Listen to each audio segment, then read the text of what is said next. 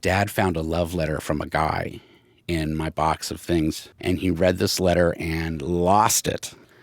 He took me for a ride and dropped me off in the middle of the night with a $5 bill. That's sort of all I remember, sleeping outside in the country that night.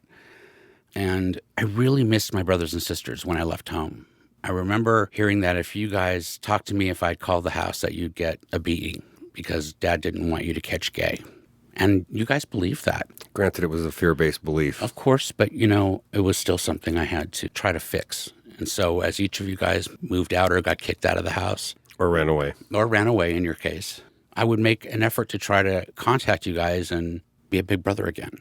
At first, you were really resistant. You didn't know anything about gay people, and it took a long time for our relationship to build. But after you started to accept it, every time you met another gay person, you would say, "Oh, you've got to meet my brother," and hook me up with every guy that you thought was gay. I always thought that was really sweet. And that's when we started coming back together, as brothers and sisters, Brian, Pam, Chris, Mike, Jude, Amy, Josh, and Luke Henry.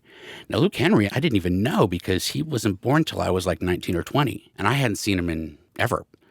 And I got a call, and the voice on the other end said, "Brian, this is your little brother, Luke."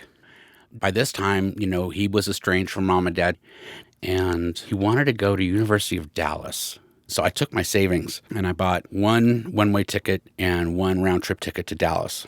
Now, mind you, this is a Catholic school, and I'm the big gay brother. I'm running around getting him set up for his dorm room, and we go through this whole weekend, and at the end, I gave Luke a hug and a kiss and told him how much I loved him, and he started walking away. I was just watching after him like, wow, I really finally got to be a big brother. And at that moment, he turned around and mouthed, "I love you." It was the most beautiful moment I had ever experienced.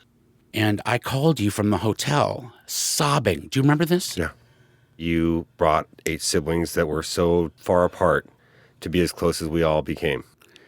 I just want you to know how much you mean to me, that you've loved me like this. And for that, I will be forever grateful. You're a good man. Well, thank you, Mike.